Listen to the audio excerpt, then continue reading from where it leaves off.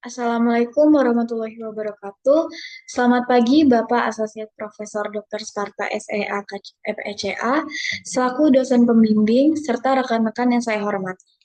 Perkenankan saya Fasya Febiani, mahasiswa dari STI Indonesia Banking School dengan nomor induk mahasiswa 202311111049 untuk memaparkan laporan hasil kegiatan magang saya yang berjudul Peran Unit Kerja Manajemen Intern dalam mendukung kegiatan administrasi dan sistem informasi pada kantor perwakilan Bank Indonesia Solo.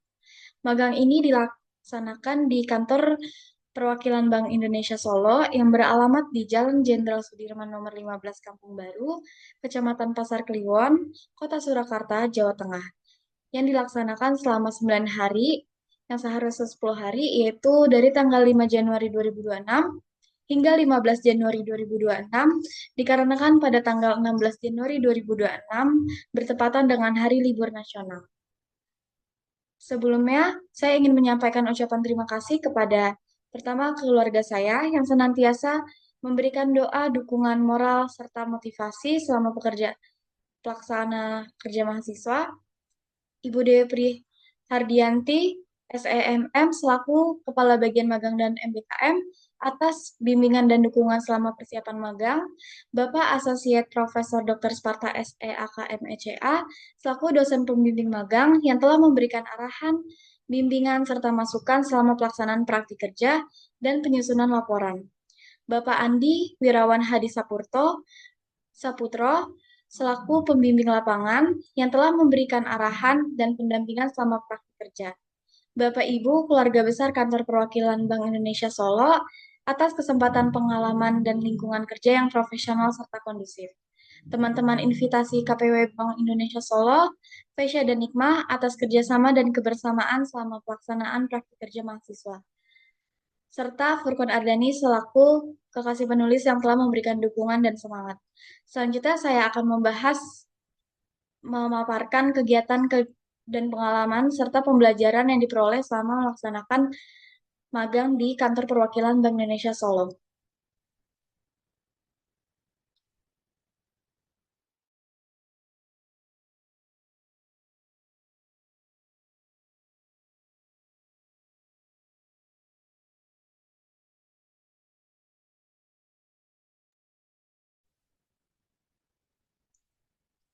Pertama, di bab 1 atau pendahuluan, di sini ada latar belakang. Perguruan tinggi tidak hanya bertugas memberikan pemahaman teori, tetapi juga menyiapkan mahasiswa agar siap terjun ke dunia kerja. Pada kenyataannya, seringkali terdapat gap antara teori yang dipelajari di kelas dengan kondisi real di dunia profesional. Oleh karena itu, diperlukan suatu program yang mampu menjembatani kesenjangan tersebut. Salah satunya itu melalui kegiatan praktik kerja atau magang. Program ini menjadi media pembelajaran langsung kegiatan agar mahasiswa dapat memahami bagaimana teori yang diterapkan dalam situasi kerja yang sesungguhnya. Sebagai institusi pendidikan di bidang keuangan dan perbankan, STI Indonesia Banking School memiliki komitmen untuk menghasilkan lulusan yang unggul dan kompetitif. Program magang menjadi salah satu upaya strategis dalam mendukung tujuan tersebut. Melalui kegiatan ini, mahasiswa tidak hanya dituntut memahami konsep secara akademik, tetapi juga mampu mengaplikasikannya secara langsung. Selain itu, program ini juga menjadi sarana pembentukan karakter profesional yang selaras dengan nilai utama kampus, yaitu skill, integrity, dan knowledge. Salah satu program magang yang diikuti adalah program Invitasi Bank Indonesia yang dilaksanakan selama 2 minggu di kantor perwakilan Bank Indonesia. Program ini memberikan pengalaman langsung kepada mahasiswa untuk memahami peran Bank Indonesia sebagai Bank Sentral Republik Indonesia. Sebagai Bank Sentral, Bank Indonesia memiliki tugas utama, yaitu menjaga stabilitas moneter, sistem pembayaran, dan stabilitas sistem keuangan. Pelaksanaan tugas tersebut nggak hanya dilakukan di kantor pusat, tetapi juga melalui kantor perwakilan di berbagai daerah, yang termasuk di wilayah Solo yang memiliki cangkupan wilayah Jawa Tengah bagian timur. Dalam mendukung pelaksanaan tugas Bank Indonesia di daerah, unit manajemen intern memiliki peran yang sangat penting. Unit ini bertanggung jawab terhadap pengelolaan administrasi, sumber daya manusia, logistik, hingga sistem informasi yang menunjang operasional harian. Seiring perkembangan teknologi dan kebutuhan efisiensi kerja, pengelolaan administrasi dan sistem informasi menjadi aspek yang semakin krusial. Melalui praktek kerja ini, mahasiswa memperoleh pengalaman langsung dalam mendukung fungsi tersebut, sekaligus mengintegrasikan pengetahuan teoritis yang diperoleh selama perkuliahan dengan praktik nyata di lingkungan kerja Bank Sentral. Laporan ini disusun untuk memberikan gambaran komprehensif mengenai pelaksanaan kegiatan tersebut. Selanjutnya ada pelaksanaan tujuan dari pelaksanaan praktik kerja mahasiswa ini. Pertama ada bagi mahasiswa. Bagi mahasiswa, praktik kerja ini memberikan pengalaman langsung di lingkungan profesional, khususnya di institusi bank sentral seperti Bank Indonesia. Mahasiswa dapat mengaplikasikan teori yang telah dipelajari selama perkuliahan ke dalam praktik nyata. Selain itu, kegiatan ini juga melatih sikap profesional, tanggung jawab, serta kemampuan beradaptasi. Melalui program ini, mahasiswa juga memperoleh pemahaman mengenai sistem kerja dan budaya organisasi di Bank Indonesia. Selanjutnya, ada bagi SD Indonesia Banking School. Program praktik kerja ini mendukung implementasi kurikulum yang berorientasi pada kebutuhan dunia kerja. Kegiatan ini membantu mengintegrasikan teori akademik dengan praktik kerja di lapangan. Selain itu, program ini juga memperkuat kerjasama antara perguruan tinggi dengan lembaga strategis seperti Bank Indonesia ini. Hasil kegiatan praktik kerja ini dapat menjadi bahan evaluasi dalam pengembangan kurikulum sehingga kualitas lulusan semakin meningkat dan memiliki daya saing yang tinggi di dunia profesional nanti. Selanjutnya ada tujuan bagi Bank Indonesia. Bagi Bank Indonesia ini, praktik kerja merupakan bentuk kontribusi dalam pengembangan sumber daya manusia, khususnya mahasiswa di bidang perbankan dan keuangan. Mahasiswa juga dapat membantu mendukung kegiatan operasional sesuai dengan ketentuan yang berlaku pada Bank Indonesia. Selain itu, program ini menjadi sarana untuk memperkenalkan nilai, budaya kerja, dan sistem kerja Bank Indonesia kepada generasi muda. Program ini juga memperkuat hubungan, keseimbangan, dan keberlanjutan antara Bank Indonesia dengan perguruan tinggi. Selanjutnya, yang ketiga dari bab 1 ini adalah sistematika penulisan. Laporan praktik kerja ini disusun secara sistematis agar memberikan gambaran yang terstruktur mengenai pelaksanaan kegiatan praktik kerja di kantor perwakilan Bank Indonesia. Yang pertama itu berisi bab 1 yang merupakan bagian pendahuluan yang berisi latar belakang, pelaksanaan praktik kerja, tujuan kegiatan, serta sistematika penulisan laporan sebagai gambaran umum di laporan.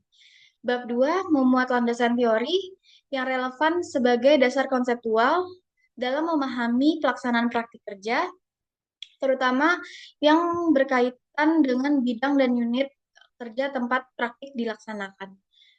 Lalu bab 3 yang menjelaskan gambaran umum tempat praktik kerja, yaitu kantor perwakilan Bank Indonesia yang mencakup sejarah dan perkembangan, struktur organisasi, serta fungsi dan tugas unit kerja. Lalu ada bab 3 yang merupakan bagian pembahasan yang menguraikan secara rinci kegiatan praktik kerja yang dilakukan, jenis pekerjaan, prosedur kerja, peran unit terkait, serta kendala yang dihadapi beserta solusi yang diharapkan. Terakhir, ada bab 5 yang berisi kesimpulan dari pelaksanaan praktik kerja serta saran yang diharapkan dapat memberikan manfaat bagi instansi maupun mahasiswa di masa yang akan datang.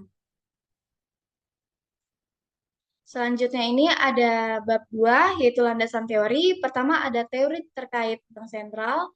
Bank Sentral merupakan lembaga negara yang memiliki peran sangat penting dalam perekonomian suatu negara, khususnya dalam pelaksanaan kebijakan moneter.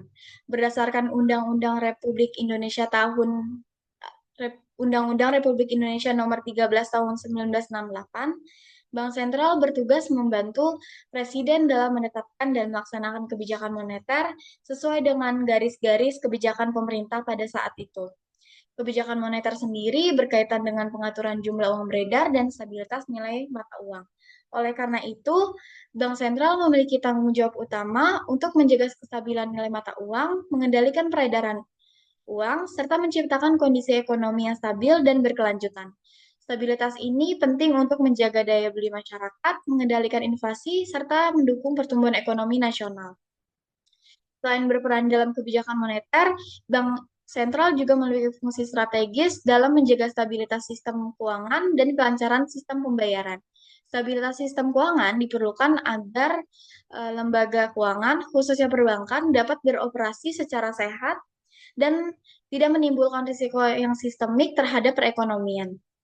Bank sentral juga berperan sebagai bank bagi pemerintah dan bank-bank umum, terutama dalam penyediaan likuiditas dan pengelolaan transaksi keuangan negara. Melalui fungsi tersebut, bank sentral diharapkan mampu menciptakan sistem keuangan yang sehat, efisien, dan terpercaya.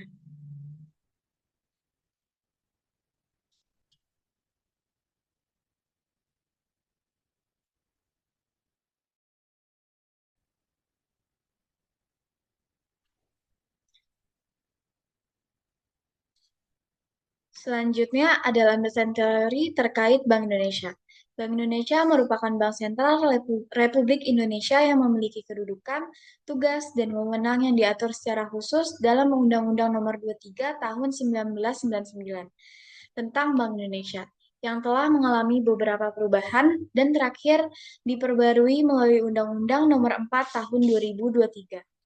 Dalam undang-undang tersebut ditegaskan bahwa Bank Indonesia adalah lembaga negara yang independen, yang artinya dalam melaksanakan tugas dan kewenangannya, Bank Indonesia bebas dari campur tangan pemerintah maupun pihak lain, kecuali dalam hal-hal tertentu yang secara tegas diatur oleh undang-undang. Independensi ini sangat penting karena kebijakan yang diambil oleh Bank Sentral, khususnya kebijakan moneter, harus bersifat objektif dan tidak dipengaruhi oleh kepentingan jangka pendek.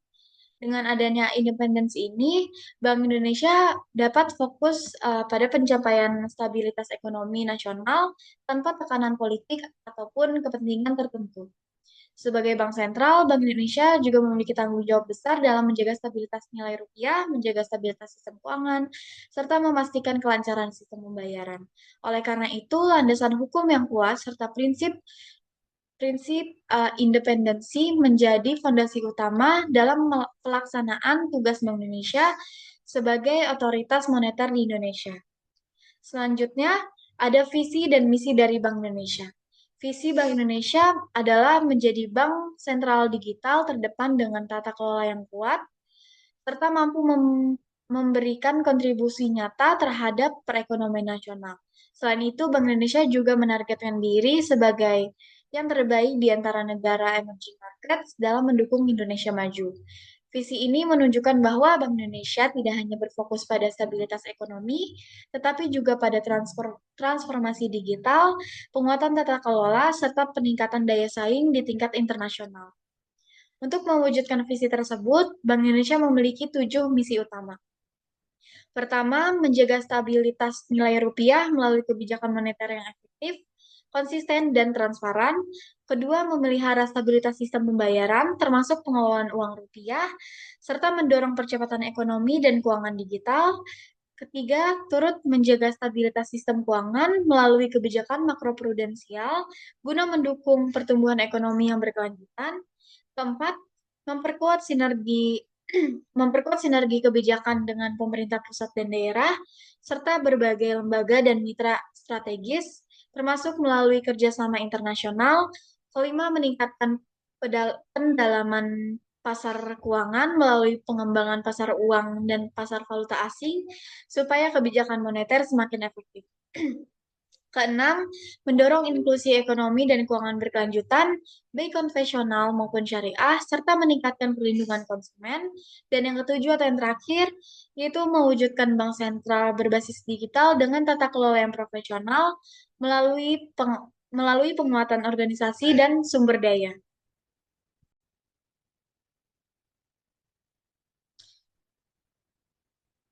Untuk selanjutnya, ada tujuan dari Bank Indonesia.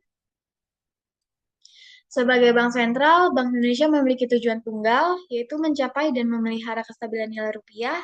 Namun dalam perkembangannya ini, tujuan tersebut juga berkaitan erat dengan kelancaran sistem pembayaran dan stabilitas sistem keuangan. guna mendukung pertumbuhan ekonomi yang berkelanjutan. Kestabilan nilai rupiah memiliki dua dimensi utama. Yang pertama, stabilitas terhadap barang dan jasa yang tercermin dari tingkat inflasi. Inflasi yang terkendali ini menunjukkan daya beli masyarakat tetap terjaga. Dan yang kedua, stabilitas terhadap mata uang negara lain yang tercermin dari pergerakan nilai tukar rupiah. Tujuan tunggal ini dimaksudkan untuk memperjelas sasaran yang harus dicapai oleh Bank Indonesia sekaligus menetapkan batas tanggung jawabnya. Dengan adanya tujuan yang jelas, kinerja Bank Indonesia dapat diukur secara lebih objektif dan transparan. Selanjutnya, ada tugas Bank Indonesia. Nah, untuk mencapai tujuan tersebut yang sudah disebutkan sebelumnya, Bank Indonesia ini menjalankan tiga pilar utama yang menjadi bidang tugasnya. Pilar pertama adalah menetapkan dan melaksanakan kebijakan moneter yang bertujuan mengendalikan inflasi dan menjaga stabilitas nilai rupiah. Pilar kedua ini adalah mengatur dan menjaga kelancaran sistem pembayaran, baik tunai maupun tunai, agar seluruh transaksi ekonomi dapat berjalan dengan aman dan efisien. Dan pilar yang ketiga atau yang terakhir adalah menjaga stabilitas sistem keuangan, termasuk melalui kebijakan makroprudensial untuk mencegah risiko yang dapat mengganggu sistem keuangan secara menyeluruh. Ketiga pilar ini saling berkaitan dan menjadi fondasi utama peran Bank Indonesia dalam menjaga stabilitas perekonomian nasional.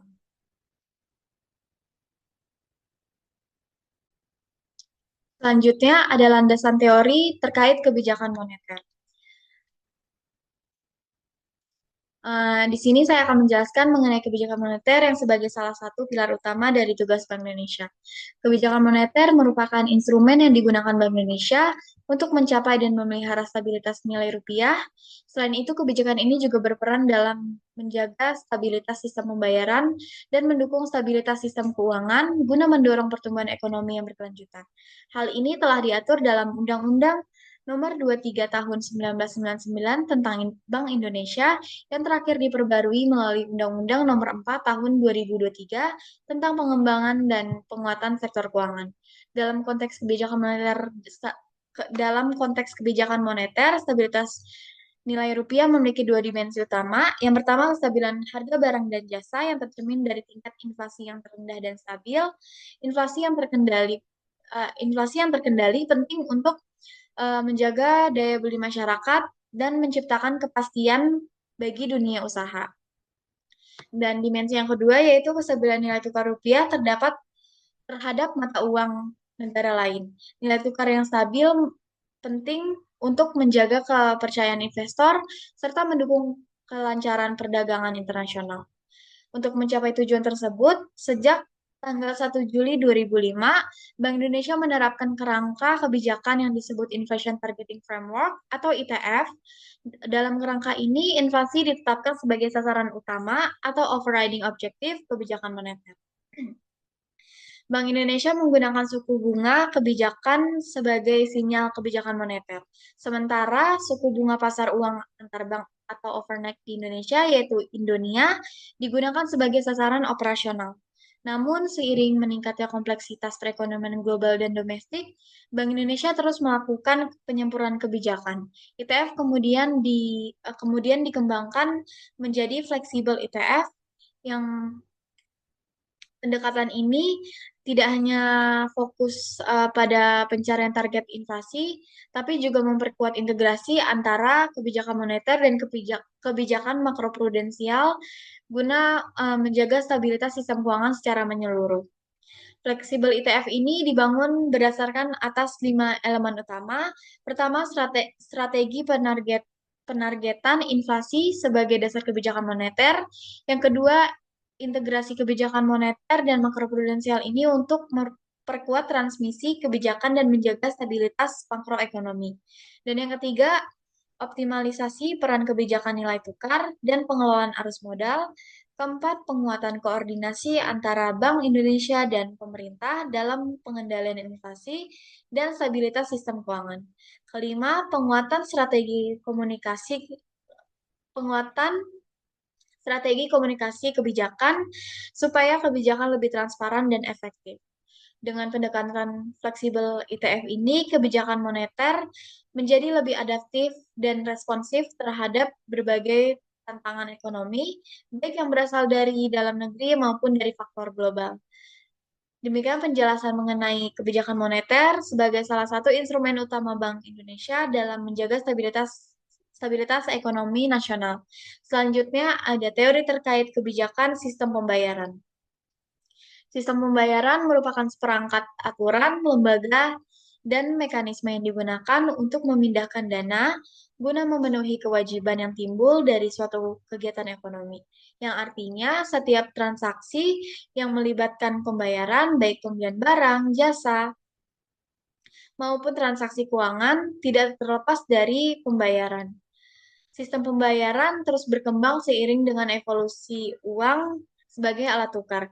Jika pada zaman dahulu transaksi dilakukan secara barter, kemudian berkembang menjadi uang kartal, kini sistem pembayaran telah memasuki era digital.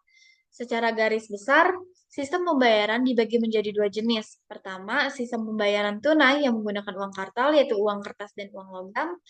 Kedua, sistem pembayaran non-tunai yang menggunakan berbagai instrumen seperti kartu debit, kartu kredit, cek, bilet giro, nota debit, hingga uang elektronik. Dalam sistem pembayaran non-tunai, transaksi juga dibedakan berdasarkan nilai dan karakteristiknya. Untuk transaksi bernilai besar atau wholesale, penyelesaiannya dilakukan melalui infrastruktur seperti BIRTGS atau BISSSS.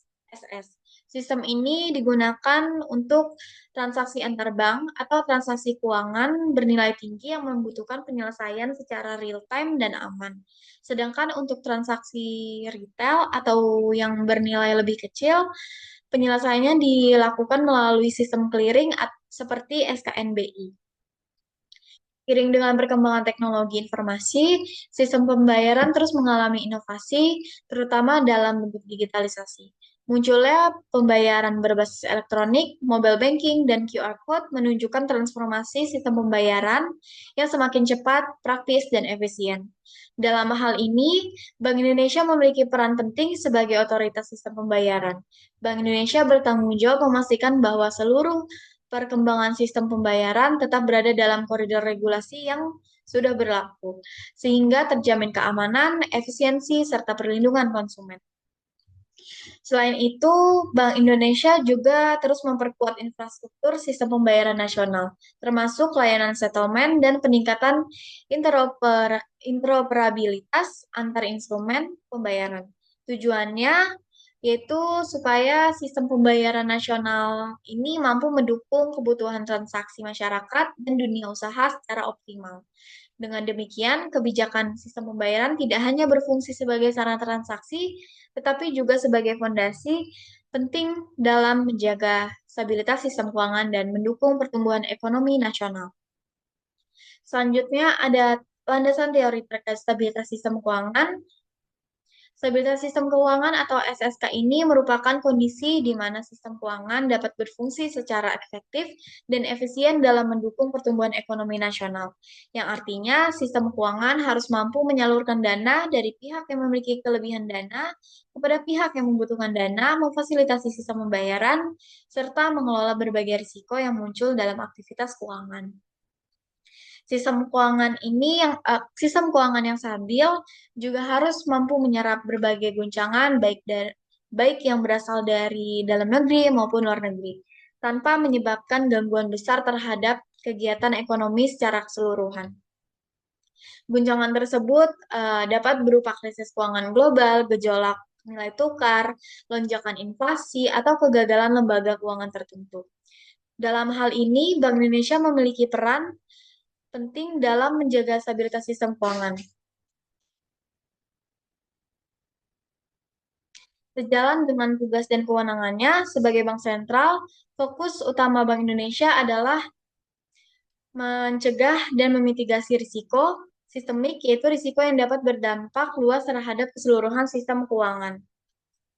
Risiko sistemik ini dapat berasal dari berbagai sumber, seperti kondisi lembaga keuangan, gejolak di pasar keuangan, maupun keterkaitan antar sektor yang saling terhubung. Karena sistem keuangan yang bersifat kompleks dan saling berkaitan, gangguan pada sektor gangguan pada satu sektor bisa menyebar ke sektor lainnya. Untuk itu, Bank Indonesia secara rutin melakukan pemantauan dan analisis terhadap kondisi makroekonomi dan sektor keuangan. Pemantauan ini mencakup perkembangan inflasi, nilai tukar, likuiditas perbankan, pertumbuhan kredit, serta risiko di pasar keuangan. Hasil analisis tersebut kemudian menjadi dasar dalam perumusan kebijakan, termasuk kebijakan makroprudensial yang bertujuan memperkuat ketahanan sistem keuangan. Selain itu, menjaga stabilitas sistem keuangan ini tidak dapat dilakukan oleh satu lembaga aja. Oleh karena itu, Bank Indonesia juga melakukan koordinasi dengan otoritas terkait seperti pemerintah dan lembaga pengawas sektor keuangan guna memastikan kestabilan keuangan nasional tetap terjaga. Dengan demikian, stabilitas sistem keuangan menjadi fondasi penting dalam mendukung pertumbuhan ekonomi yang berkelanjutan karena sistem keuangan yang sehat dan stabil akan meningkatkan kepercayaan masyarakat dan investor terhadap perekonomian nasional.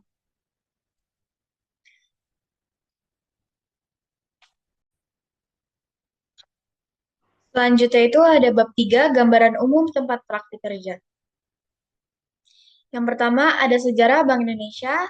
Pada bagian ini saya akan menjelaskan mengenai sejarah dan perkembangan Bank Indonesia sebagai Bank Sentral Republik Indonesia. Sejarah Bank Indonesia tidak dapat dilepaskan dari pendirian The Javasse Bank pada 24 Januari 1828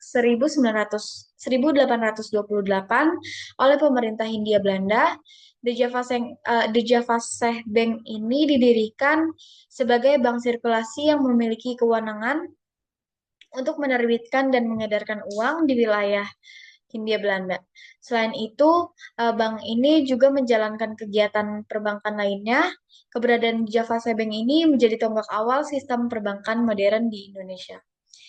Fungsi The Java Bank sebagai bank sirkulasi berlangsung hingga masa pendudukan Jepang pada tahun 1942 hingga 1945. Pada masa tersebut, The Java Bank dilikuidasi dan digantikan oleh Bank Pendudukan Jepang. Setelah proklamasi kemerdekaan Republik Indonesia pada tanggal 17 Agustus 1945, sistem perbankan nasional berada dalam kondisi tidak stabil akibat dualisme kekuasaan.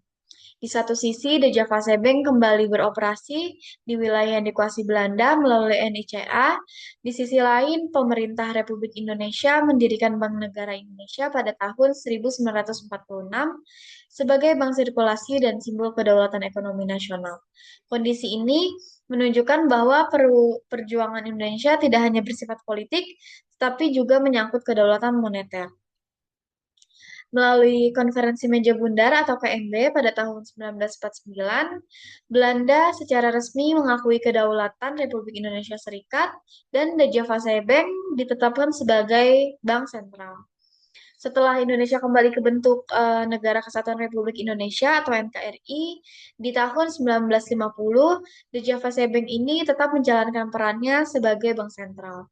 Namun, keberadaan bank sentral yang masih berlandaskan hukum kolonial ini dinilai tidak sesuai dengan semangat kemerdekaan. Oleh karena itu, pemerintah melakukan nasionalisasi melalui pembelian mayoritas saham The Java Bank.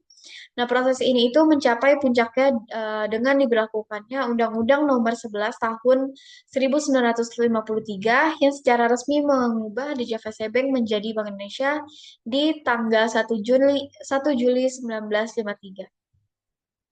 Pada periode awal ini, Bank Indonesia masih menjalankan peran ganda, yaitu sebagai bank sentral dan sekaligus melakukan kegiatan perbankan komersial.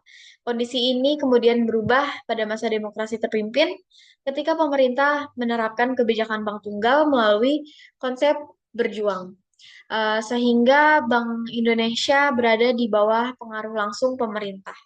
Untuk mengembalikan fungsi bank sentral yang lebih jelas, pemerintah menerbitkan Undang-Undang Nomor 13 Tahun 1968 yang menegaskan kembali kedudukan Bank Indonesia sebagai bank sentral dan mengakhiri kegiatan perbankan komersial.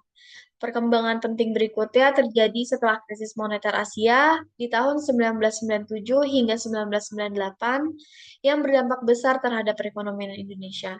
Krisis tersebut mendorong reformasi kelembagaan melalui Undang-Undang Nomor 23 Tahun 1999 yang menetapkan Bank Indonesia sebagai lembaga negara yang independen, bebas dari campur tangan pemerintah dengan tujuan tunggal menjaga kestabilan nilai rupiah. Dalam perkembangannya, sejak 2011, fungsi pengawasan mikroprudensial perbankan dialihkan kepada Otoritas Jasa Keuangan atau OJK, sementara Bank Indonesia tetap berperan dalam menjaga stabilitas sistem keuangan secara makro, melaksanakan kebijakan moneter, serta mengatur dan menjaga kelancaran sistem pembayaran.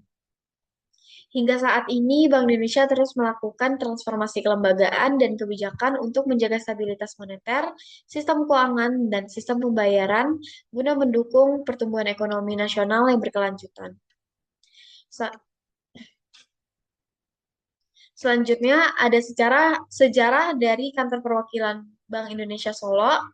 Eh, Sejarah Kantor Perwakilan Bank Indonesia Solo ini berawal dari masa pemerintahan kolonial Belanda, yaitu dengan berdirinya kantor cabang The Javase Bank di Surakarta pada tanggal 25 November 1867 dengan nama Agents App Surakarta.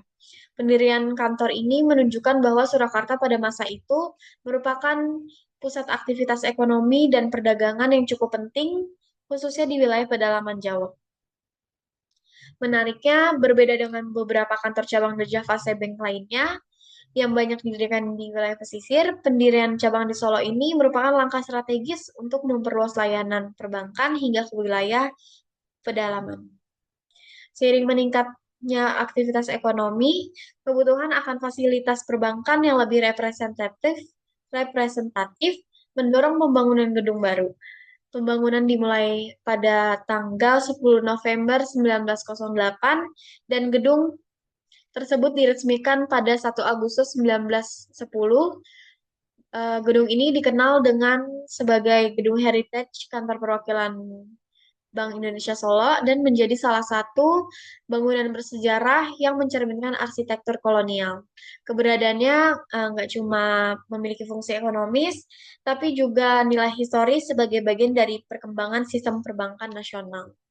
Setelah Indonesia merdeka dan The Java Bank dinasionalisasi menjadi Bank Indonesia pada tahun 1953, kantor cabang di Solo resmi menjadi dari Bank Indonesia, menjadi bagian dari Bank Indonesia dan berubah menjadi kantor perwakilan Bank Indonesia Solo.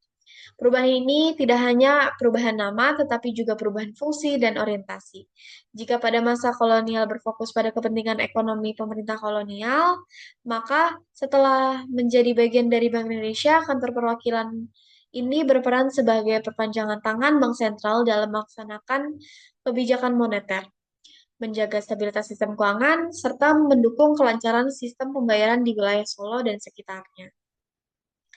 Seiring dengan perkembangan organisasi dan semakin kompleksnya tugas Bank Indonesia, kebutuhan akan sarana dan prasarana yang lebih modern pun meningkat. Oleh karena itu, pada tanggal 17 Desember 2010, dimulai pembangunan gedung kantor kedua Kantor Perwakilan Bank Indonesia Solo. Gedung baru ini dirancang untuk mendukung kinerja organisasi yang semakin kompleks, serta mencerminkan citra Bank Indonesia sebagai lembaga yang modern dan profesional. Gedung kantor kedua tersebut resmi dioperasikan pada tanggal 5 Oktober 2012. Saat ini keberadaan gedung Heritage dan gedung baru mencerminkan perjalanan panjang KPWB Solo dari masa kolonial hingga era bank sentral modern. Hingga saat ini, KPWB Solo tetap menjalankan perannya sebagai perpanjangan tangan Bank Indonesia di daerah, khususnya dalam menjaga stabilitas moneter, stabilitas sistem keuangan, mengembangkan sistem pembayaran, serta mendukung pertumbuhan ekonomi regional di wilayah Solo Raya. Dengan demikian, sejarah KPWIB Solo atau Kantor Perwakilan Bank Indonesia Solo menunjukkan transformasi kelembagaan yang panjang dan berkesinambungan. Sejalan dengan perkembangan Bank Indonesia sebagai Bank Sentral Republik Indonesia. Selanjutnya, ada produk-produk dari Bank Indonesia. Pertama, laporan perekonomian provinsi, yaitu laporan ini merupakan bentuk analisis komprehensif terhadap kondisi perekonomian daerah, yang isinya ini mencakup perkembangan pertumbuhan ekonomi, inflasi, sektor unggulan, stabilitas sistem keuangan, hingga prospek ekonomi ke depan. Penyusunan laporan ini tidak dilakukan secara terpisah, melainkan melalui koordinasi dan kerja sama yang erat dengan berbagai pihak seperti pemerintah daerah, perbankan, badan pusat statistik, serta pemangku kepentingan lainnya. Kolaborasi ini penting untuk memastikan bahwa data dan analisis yang disajikan akurat serta mencerminkan kondisi real perekonomian daerah. Laporan ini juga berfungsi sebagai bahan pertimbangan dalam perumusan kebijakan baik di tingkat pusat maupun tingkat daerah. Selanjutnya yang kedua yaitu ada buku Statistik Ekonomi dan Keuangan Daerah atau Sekda. Eh, Kalau sebelumnya laporan perekonomian provinsi berisi analisis dan interpretasi, eh, untuk Sekda ini lebih berfokus pada penyajian data statistik secara sistematis dan terstruktur. Buku ini memuat berbagai indikator ekonomi dan keuangan daerah seperti inflasi, perbankan sistem pembayaran, serta indikator makro lainnya. Buku Sekda ini dirancang untuk mendukung proses pengambilan keputusan berbasis data yang tidak hanya digunakan oleh internal Bank Indonesia, tetapi juga oleh pemerintah daerah dan pihak eksternal lainnya. Dengan adanya publikasi ini, kebijakan yang diambil diharapkan lebih tepat sasaran karena didasarkan pada data yang lebih valid dan terkini. Selanjutnya, ada struktur organisasi dari Bank Indonesia. Secara umum, struktur organisasi Bank Indonesia dipimpin oleh Dewan Gubernur. Dewan Gubernur ini terdiri dari seorang gubernur, satu deputi gubernur senior, dan antara 4 hingga 7 deputi gubernur. Nah, Dewan Gubernur ini merupakan pengambilan keputusan tertinggi dalam perumusan dan pelaksanaan kebijakan Indonesia. Dalam menjalankan tugasnya ini, Dewan Gubernur didukung oleh komite-komite yang membantu dalam perumusan rekomendasi, kebijakan strategis, serta staf ahli yang memberikan masukan berdasarkan kajian teknis dan analisis mendalam. Di bawah Dewan Gubernur ini, struktur organisasi Bank Indonesia terbagi ke dalam beberapa bidang utama.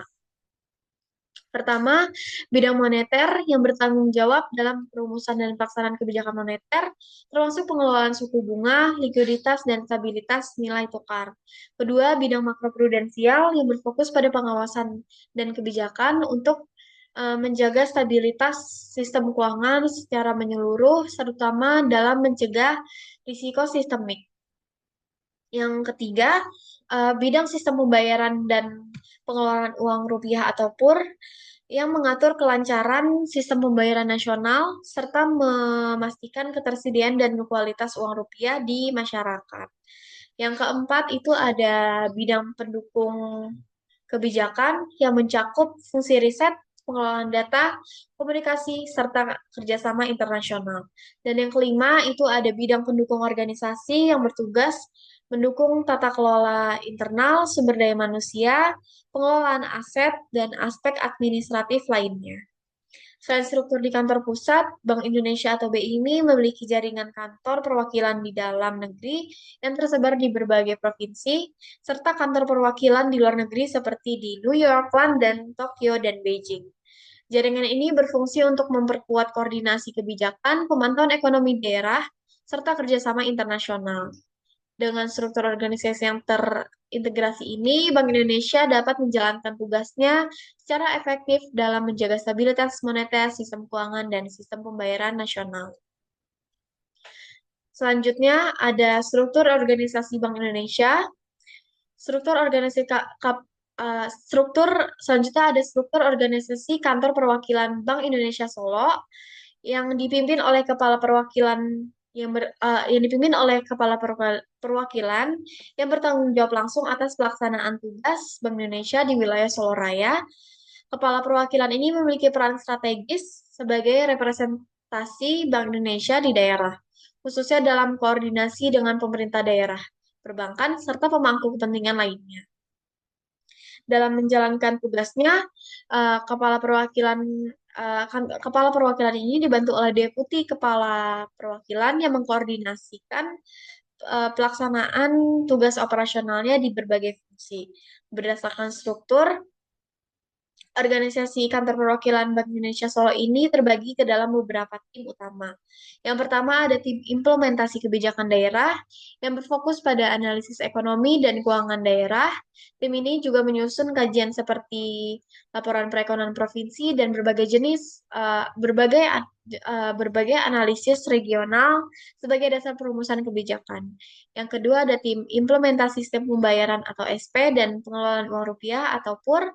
Fungsi ini bertanggung jawab atas kelancaran sistem pembayaran di wilayah kerjasama, serta memastikan ketersediaan dan kualitas uang rupiah yang beredar di masyarakat. Dan yang ketiga ada fungsi yang berkaitan dengan pengawasan dan penguatan sektor keuangan di daerah, termasuk dukungan terhadap implementasi kebijakan makroprudensial. Yang keempat ini ada unit manajemen intern yang berperan dalam memastikan tata kelola organisasi berjalan dengan baik, termasuk pengelolaan sumber daya manusia, administrasi, dan kepatuhan internal. Selain itu, eh, terdapat juga fungsi-fungsi pendukung lainnya yang membantu kelancaran operasional kantor, baik dari sisi administratif maupun teknis. Struktur ini menunjukkan bahwa kantor perwakilan Bank Indonesia Solo tidak hanya berfungsi sebagai kantor administratif, tapi juga perpanjangan tangan Bank Indonesia yang menjalankan fungsi analisis ekonomi, sistem pembayaran, pengelolaan uang, serta koordinasi kebijakan di tingkat regional. Dengan struktur organisasi yang jelas dan terkoordinasi, kantor perwakilan Bank Indonesia Solo ini mampu mendukung pelaksanaan tugas Bank Indonesia secara efektif di daerah serta berkontribusi dalam menjaga stabilitas ekonomi wilayah Solo Raya. Selanjutnya ini ada fungsi dan tugas bagian tempat praktik kerja yaitu di unit manajemen intern. Di tempat saya melaksanakan praktik kerja. Secara umum, bagian manajemen intern ini memiliki peran penting dalam mendukung kelancaran administrasi, operasional, serta pengelolaan sistem yang berkaitan dengan sistem pembayaran dan pasar keuangan di Bank Indonesia. Tugas pertama adalah melakukan penatausahaan serta pengelolaan administrasi, sistem pembayaran Bank Indonesia, dan pasar keuangan Indonesia. Dalam pelaksanaannya ini, bagian ini mengelola administrasi dokumen dan kepesertaan, termasuk penatausahaan surat kuasa, spesimen tanda tangan pejabat yang berwenang, serta petugas clearing. Hal ini penting untuk memastikan seluruh transaksi dan keikutsertaan lembaga berjalan sesuai ketentuan yang sudah berlaku. Yang kedua atau selanjutnya itu menata usaha. Tugas selanjutnya itu menata usahakan dan mengelola administrasi layanan rekening giro. Pada tugas ini, bagian unit manajemen intern bertanggung jawab dalam uh, pengelolaan dokumen layanan rekening giro, termasuk pengelolaan spesimen tanda tangan pejabat yang berwenang dan pihak yang diberikan kuasa. Administrasi yang tertib menjadi kunci keamanan dan akurasi transaksi. Tugas yang ketiga itu mengelola rencana keberlanjutan bisnis atau Business Continuity Plan atau BCP untuk sistem pembayaran dan pasar keuangan Indonesia. Bagian ini menyusun laporan pelaksanaan BCP serta memastikan ketersediaan layanan gas bank. Hal ini bertujuan supaya layanan tetap berjalan meskipun terjadi gangguan operasional. Tugas yang keempat ini adalah menyediakan informasi daftar hitam nasional atau DHN bagi kepentingan internal Bank Indonesia, pihak berwenang maupun nasabah terkait. Informasi ini disediakan melalui sistem informasi DHN sehingga dapat diakses secara akurat dan sesuai prosedur. Tugas yang kelima yaitu mengelola administrasi dan tata usaha, kredit likuiditas Bank Indonesia, serta two-step loan. Dalam pelaksanaannya ini, bagian unit manajemen intern ini bertanggung jawab terhadap proses administrasi dan dokumentasi agar pengelolaan kredit berjalan dengan tertib dan sesuai dengan regulasi. Dan yang terakhir, tugas keenam yaitu mengelola transaksi eksternal. Kegiatan ini mencakup proses awal hari, pengelolaan transaksi anggaran, pencetakan laporan, uh, pencetakan laporan operasional dan keuangan, hingga pengelolaan transaksi pada proses akhir hari. Proses ini memastikan seluruh aktivitas keuangan tercatat dengan baik dan sesuai dengan standar operasionalnya. Secara keseluruhan, bagian manajemen intern atau unit manajemen intern ini memiliki peran strategis dalam menjaga ketertiban administrasi, kelancaran sistem pembayaran, serta stabilitas operasional di lingkungan Bank Indonesia. Selanjutnya ada bab 4 yaitu pembahasan. Pertama, eh, terdapat jenis-jenis pekerjaan yang saya lakukan di unit manajemen intern. Pertama ada membuat poster infografis. Pada kegiatan ini, saya membuat poster infografis selama praktik kerja. Poster yang saya buat ini mencakup beberapa tema, yaitu gambaran umum dan aktivasi korteks, langkah-langkah pelaporan SPT tahunan PPH orang pribadi, serta infografis mengenai wisata budaya, wisata religi, wisata kuliner, dan nomor-nomor penting di Kota Solo.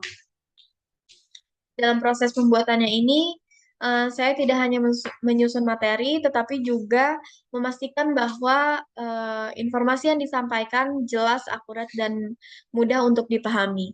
Selain itu, saya juga memperhatikan beberapa aspek desain visual seperti pemilihan warna, tata letak, dan penggunaan icon agar poster terlihat lebih menarik dan komunikatif. Kegiatan ini itu bertujuan untuk mendukung penyampaian informasi yang lebih efektif kepada masyarakat serta meningkatkan kualitas komunikasi visual Bank Indonesia kepada publik. Nah, melalui tugas ini, saya juga belajar bagaimana menyederhanakan informasi yang cukup kompleks menjadi tampilan yang lebih ringkas, menarik, dan mudah untuk dipahami. Selanjutnya, ada jenis pekerjaan yang saya lakukan, yaitu mengidentifikasi dan menginput penginputan unit kerja ke dalam sistem chart of account atau COA. Data yang digunakan ini bersumber dari file analisis anggaran. Dalam prosesnya saya melakukan pemfilteran terhadap nama dan deskripsi unit kerja agar sesuai dengan struktur organisasi yang berlaku. Hal ini penting untuk menghindari kesalahan pencatatan atau ketidaksesuaian data di dalam sistem. Melalui kegiatan ini, saya belajar pentingnya ketelitian dalam mengelola data administrasi, terutama yang berkaitan dengan anggaran. Ketepatan dalam penginputan unit kerja akan sangat berpengaruh pada kerapihan pencatatan serta akurasi laporan keuangan. Secara keseluruhan, kegiatan ini bertujuan untuk memastikan data unit kerja dalam sistem tersusun dengan rapi, akurat, dan sesuai dengan ketentuan yang berlaku sehingga dapat mendukung pengelolaan anggaran yang lebih efektif. Selanjutnya ada jenis pekerjaan yaitu melakukan pencarian dan pengumpulan informasi mengenai lembaga sertifikasi yang relevan bagi karyawan. Proses ini diawali dengan mengidentifikasi kebutuhan kompetensi yang berpotensi dikembangkan di lingkungan kerja. Lalu saya mencari informasi terkait berbagai jenis sertifikasi yang sesuai, termasuk ruang lingkup kompetensi yang diujikan, manfaat sertifikasi tersebut, serta lembaga penyelenggara yang kredibel dan diakui oleh BNSP. Selain itu, saya juga memperhatikan aspek seperti legalitas lembaga, cakupan materi, serta relevansi sertifikasi terhadap bidang pekerjaan di institusi atau di Bank Indonesia ini. Informasi yang diperoleh kemudian saya rangkum dan disusun secara sistematis agar mudah dipahami dan dapat dijadikan bahan pertimbangan oleh unit kerja. Lalu kegiatan ini itu bertujuan untuk mendukung pengembangan sumber daya manusia, khususnya dalam meningkatkan kompetensi dan profesionalisme karyawan melalui program sertifikasi yang tepat sasaran. Melalui tugas ini, saya memahami bahwa sertifikasi bukan hanya sekedar bukti kompetensi, tetapi juga menjadi bahan penting dalam pengembangan karir, peningkatan kualitas kerja, serta daya saing institusi secara keseluruhan. Dari kegiatan ini, saya juga belajar bagaimana melakukan pencarian informasi secara sistematis, membandingkan berbagai sumber, serta menyajikan data dalam bentuk yang ringkas dan informatif. Kegiatan pekerjaan selanjutnya itu ada pendataan dan pengecekan fisik atas pemindahan dan pemusnahan dokumen atau berkas yang dikenal dengan DAP dan DAM. Proses ini dilakukan dengan mencocokkan dokumen fisik yang ada dengan data yang tercatat dalam sistem BIRMS atau Bank Indonesia Record Management System. Saya memastikan bahwa jumlah berkas, kode arsip, serta keterangan lainnya telah sesuai dengan data di sistem dan kondisi fisik di lapangan. Kegiatan ini sangat penting karena berkaitan langsung dengan tata kelola kearsipan. Tidak sesuai data bisa berdampak pada administrasi dan keamanan dokumen. Oleh karena itu diperlukan ketelitian dan kehati-hatian dalam setiap tahap pengecekan. Melalui kegiatan ini, saya juga memahami pentingnya pengelolaan arsip yang tertib, sistematis, dan sesuai dengan ketentuan yang berlaku, guna menjaga keamanan serta akuntabilitas dokumen di lingkungan Bank Indonesia. Selanjutnya ada jenis pekerjaan yaitu pengecekan dan penomoran terhadap dokumen arsip data sebagai bagian dari pengelolaan arsip rutin. Langkah pertama yang saya lakukan itu adalah memeriksa kelengkapan dokumen, memastikan bahwa setiap berkas yang ada memiliki isi yang sesuai dan tidak terdapat kekurangan. Setelah itu, saya memberikan dokumen arsip berdasarkan sistem klasifikasi yang telah ditetapkan. Penomoran arsip ini sangat penting karena menjadi identitas dokumen dalam sistem penyimpanan. Dengan adanya nomor yang terstruktur, proses pencarian dokumen akan menjadi lebih cepat dan efisien. Kegiatan ini juga bisa membantu menjaga kerapihan serta keteraturan arsip, sehingga dokumen bisa tersimpan secara sistematis dan mudah diakses ketika diperlukan untuk keperluan administrasi maupun audit. Melalui tugas ini, saya belajar bahwa pengelolaan arsip yang baik memerlukan ketelitian, konsistensi, dan pemahaman terhadap sistem klasifikasi yang berlaku, supaya tidak terjadi kesalahan dalam penyimpanan maupun pencarian dokumen pada saat dibutuhkan. Lalu, selanjutnya ada uh, jenis kegiatan melakukan input revisi terhadap data dokumen arsip melalui sistem BIRMS atau Bank Indonesia Record Management System. Revisi ini dilakukan ketika terdapat data yang kurang lengkap, tidak sesuai ataupun memerlukan pembaruan informasi agar selaras dengan dokumen fisik maupun dengan ketentuan yang berlaku. Proses ini membutuhkan ketelitian karena di setiap perubahan harus dipastikan akurat dan tidak menimbulkan kesalahan baru dalam sistem. Tujuan dari kegiatan ini adalah untuk menjaga validitas dan keakuratan data arsip sehingga informasi yang tersimpan dapat digunakan secara optimal untuk keperluan administrasi maupun sebagai dasar pengambilan keputusan di unit manajemen intern. Melalui tugas ini, saya juga semakin memahami pentingnya konsistensi dan ketelitian dalam pengelolaan data berbasis sistem.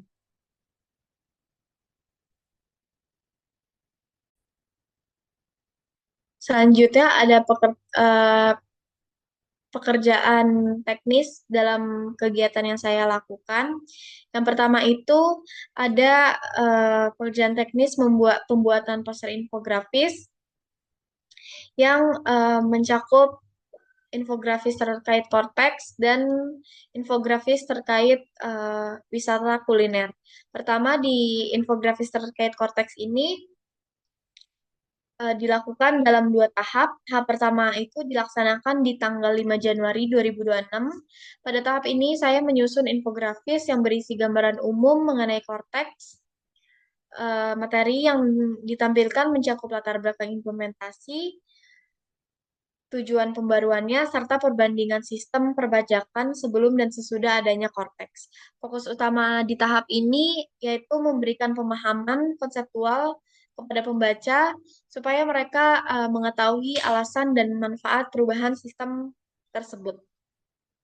Kemudian pada tanggal 6 Januari 2026, pembuatan infografis ini dilanjutkan dengan materi yang lebih teknis. Pada tahap ini saya menyusun panduan mengenai cara aktivasi pada akun Cortex serta langkah-langkah pelaporan SPT tahunan pajak penghasilan orang pribadi bagi karyawan. Informasi ini disajikan secara sistematis dalam bentuk poin-poin dan alur tahapan supaya mudah untuk diikuti dan dipahami. Secara teknis dalam proses desain ini saya memperhatikan struktur informasi, penggunaan icon pendukung, pemilihan warna yang konsisten, serta tata letak yang tidak terlalu padat agar tetap nyaman untuk dibaca oleh masyarakat. Kedua tahap ini saling melengkapi sehingga masyarakat tidak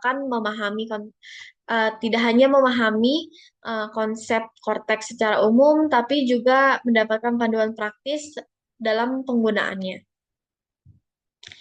Kedua, infografis terkait wisata kuliner. Pada kegiatan ini saya menyusun infografis mengenai wisata kuliner dan informasi nomor penting di Kota Solo untuk kebutuhan informasi publik Kantor Perwakilan Bank Indonesia Solo. Pada tahap pertama dilaksanakan pada tanggal 13 Januari dengan materi yang mencakup wisata budaya dan religi serta wisata kuliner di Kota Solo. Pada tahap ini saya menyusun informasi secara ringkas dan visual supaya mudah dipahami oleh pembaca. Kemudian di tanggal 14 Januari 2026 dilakukan proses revisi untuk menyempurnakan isi materi, tata letak, serta konsistensi desain agar lebih informatif dan lebih menarik. Selanjutnya di tanggal 15 Januari 2026, pengerjaan dilanjutkan dengan penambahan materi berupa informasi oleh-oleh khas Kota Solo, serta nomor-nomor penting seperti rumah sakit, klinik, apotik, dan fasilitas layanan lainnya. Pada tahap ini, saya bekerja sama dengan Zulfikar, mahasiswa magang reguler dari Universitas Diponegoro, sehingga proses pengerjaan dilakukan secara kolaboratif. Infografis yang disusun ini nantinya digunakan sebagai bagian dari buku saku Kantor Perwakilan Bank Indonesia Solo yang berfungsi sebagai media informasi bagi masyarakat dan para pemangku kepentingan. Melalui kegiatan ini, saya belajar bagaimana menyajikan informasi publik secara ringkas, sistematis, dan menarik secara visual, serta pentingnya kerjasama tim dalam menyelesaikan suatu proyek desain informasi. Selanjutnya, ada pekerjaan teknis identifikasi dan input unit kerja. Kegiatan ini dilaksanakan pada tanggal 7 Januari 2026 atas instruksi Mbak Hani selaku Asisten Manajer Unit Manajemen Intern. Pengerjaan ini dilakukan mulai pukul 7.10 hingga 11:15 waktu Indonesia bagian Barat. Dalam pelaksanaannya ini saya diberikan dua file utama, yaitu file analisis anggaran dan file chart of account atau COA.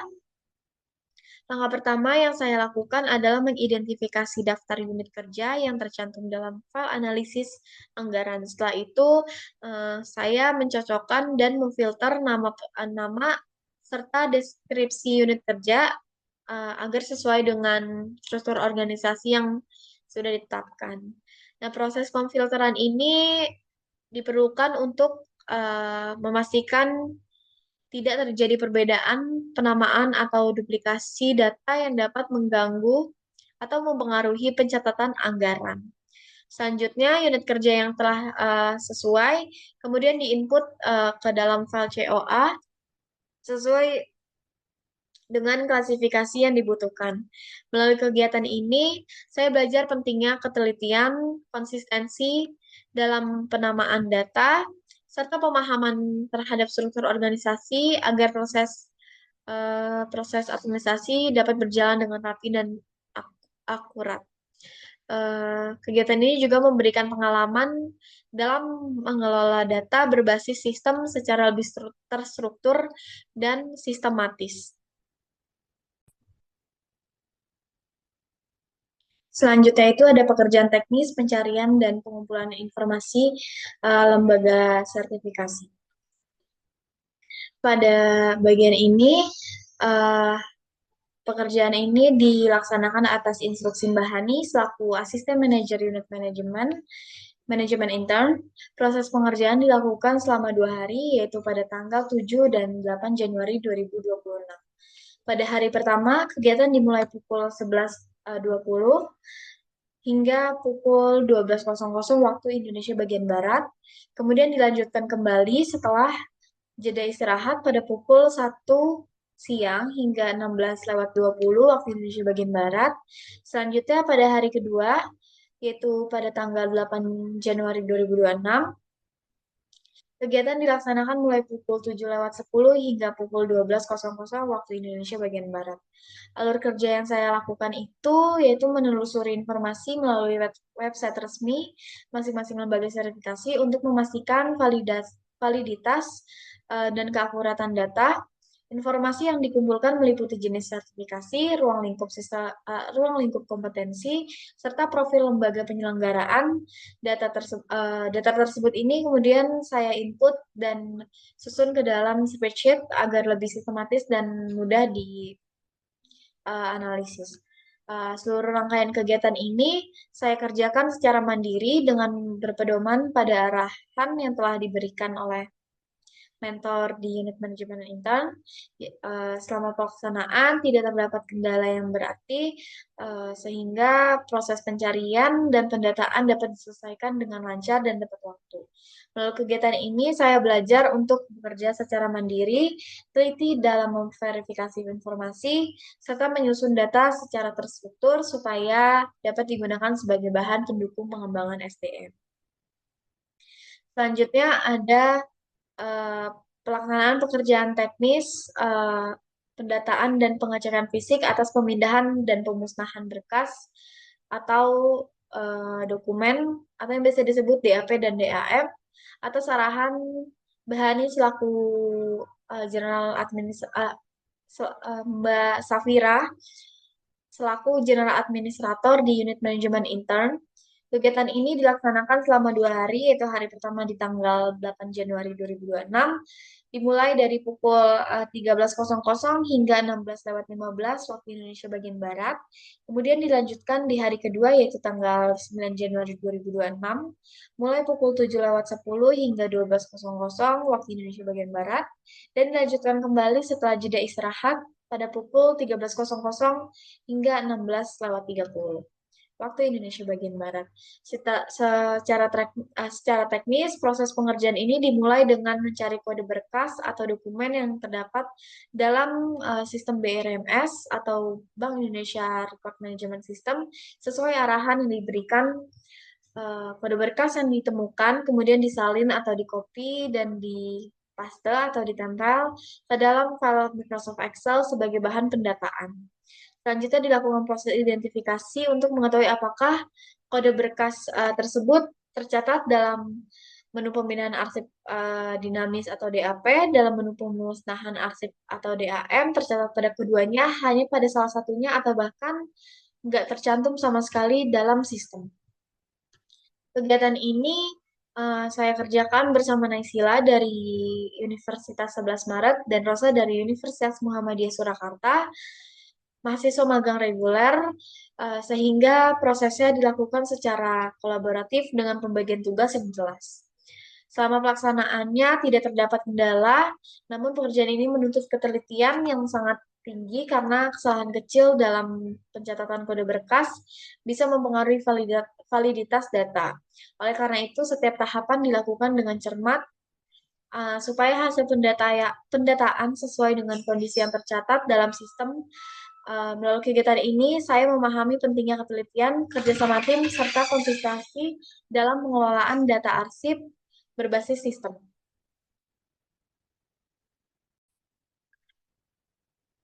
Selanjutnya ada pekerjaan teknis, pengecekan dan penomoran dokumen arsip data. Eh, Pada kegiatan ini saya melakukan berdasarkan atas arahan dari Mbak Safira selaku General Administrator di Unit Manajemen Intern. Kegiatan ini dilakukan selama beberapa hari pelaksanaan. Eh, Pelaksanaan pertama ini dilakukan pada tanggal 12 Januari 2026 mulai pukul 7:10 hingga 12:00 waktu Indonesia bagian Barat. Kemudian dilanjutkan kembali setelah jeda istirahat pada pukul 13:00 hingga 16:30 waktu Indonesia bagian Barat. Selanjutnya kegiatan dilakukan atau dilanjutkan pada tanggal 13 Januari 2026 mulai pukul 7:10 hingga 12:00 waktu Indonesia bagian Barat. Kemudian tahap terakhir dilaksanakan pada tanggal 14 Januari 2026 pada pukul 16:20 hingga 16:50.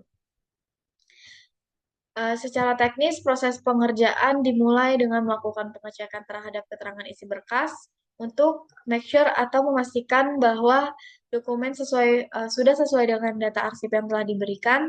Setelah itu dilakukan pemberian nomor pada berkas fisik berdasarkan sistem klasifikasi arsip yang telah berlaku. Kegiatan ini bertujuan untuk memastikan kesesuaian antara data arsip dengan kondisi fisik dokumen atau berkas, sehingga arsip dapat tertata kembali secara sistematis, rapi, dan mudah ditelusuri jika dibutuhkan di kemudian hari. Dalam pelaksanaannya, saya bekerja sama bersama beberapa mahasiswa magang reguler lainnya, yaitu Naisila dari Universitas 11 Maret, Rosa dari Universitas Muhammadiyah Surakarta, serta Zulfikar dari Universitas Diponegoro.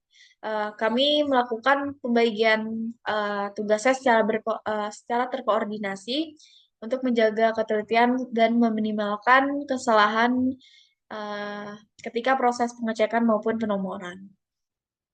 Meskipun tidak terjadi kendala, kegiatan ini menuntut kita untuk berkonsentrasi dan teliti karena kesalahan dalam penomoran atau pencocokan data bisa berpengaruh terhadap proses penelusuran arsip di kemudian hari. Melalui kegiatan ini, saya memahami pentingnya konsistensi, kerjasama tim, serta ketelitian dalam pengelolaan arsip agar administrasi berjalan dengan tertib dan akurat. Dan yang terakhir adalah ada pekerjaan teknis, input eh, revisi data dokumen arsip. Pelaksanaan ini dilaksanakan atas instruksi Mbak Safira selaku General Administrator di Unit Manajemen Intern. Kegiatan ini dilaksanakan di tanggal 13 Januari 2026 dengan waktu pengerjaan mulai pukul 13:00 hingga 13:30 waktu Indonesia bagian Barat. Proses pengerjaan ini awalnya dengan melakukan pengecekan terhadap dokumen fisik yang tersedia.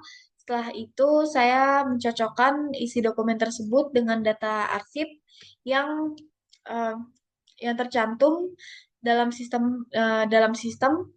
Tujuannya itu untuk memastikan bahwa data yang tersimpan sudah sesuai dengan kondisi dokumen fisik yang sebenarnya.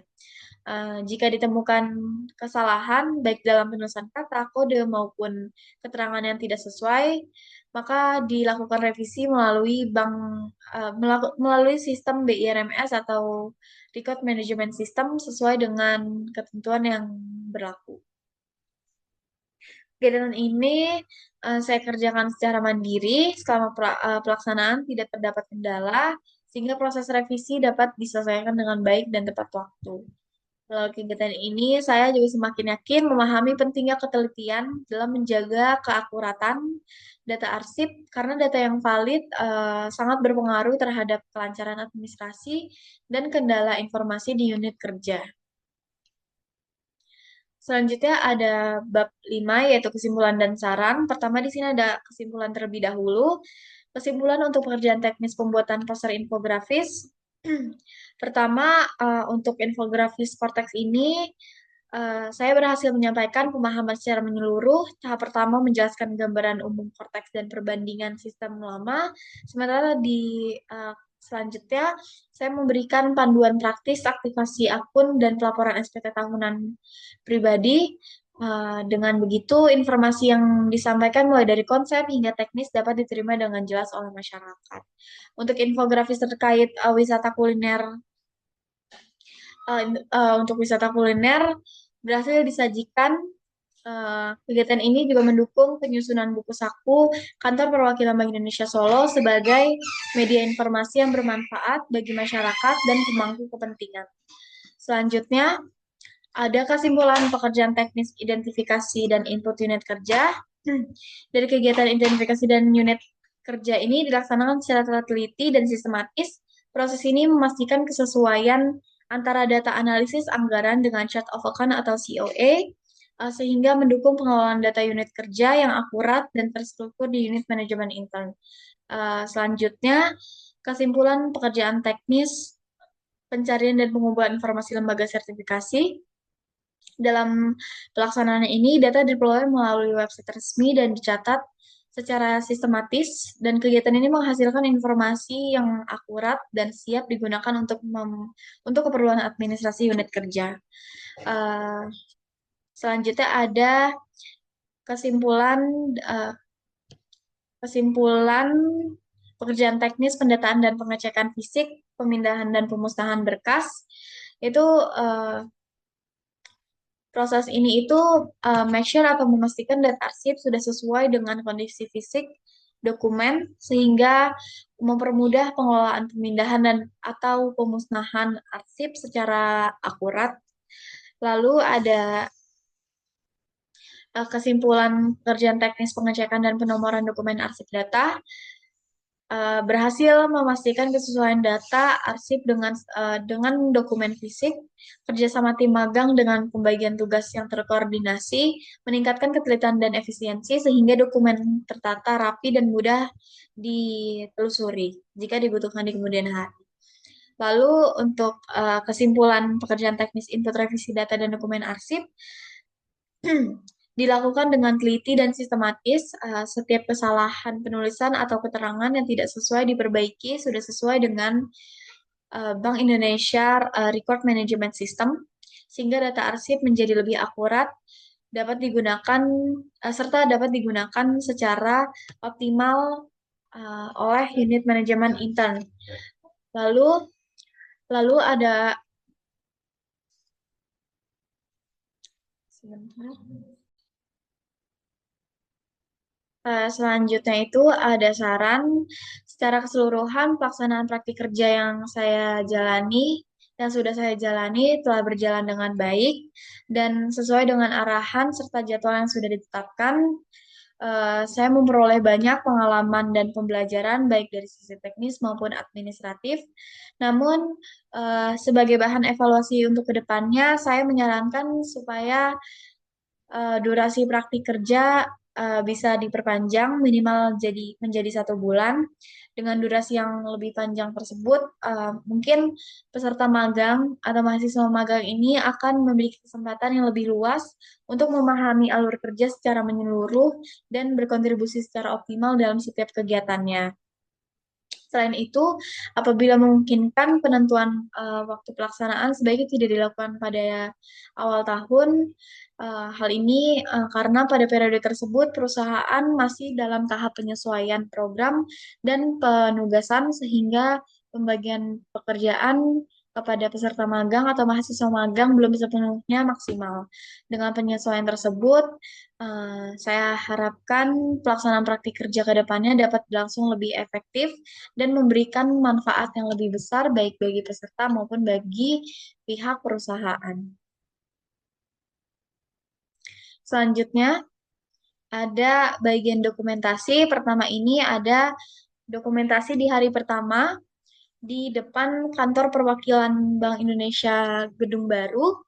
Lalu di gambar yang kedua ini terdapat dokumentasi bersama teman invitasi Bank Indonesia lainnya di lantai 3 di depan logo Bank Indonesia KPWBI Solo. Lalu di gambar kedua ini dokumentasi terkait eh, pelaksanaan proses pembuatan infografis terkait Korteks dan wisata kuliner, dan yang eh, keempat ini dokumentasi terkait penomoran dan penyesuaian dokumen arsip. Lalu di sini ada dokumentasi pelaksanaan senam bersama pada hari Jumat. Dilaksanakan hanya dalam sekali karena di Jumat minggu berikutnya terdapat bentrok dengan hari hari libur nasional atau tanggal merah. Dan di sini terdapat juga dokumentasi sarapan bersama dengan karyawan atau keluarga besar KPWBI Solo. Lalu di gambar pertama ini terdapat doa pagi mingguan yang dilaksanakan di lantai 2, dan yang terakhir dokumentasi bersama teman-teman teman-teman magang lainnya yang berasal dari beberapa universitas.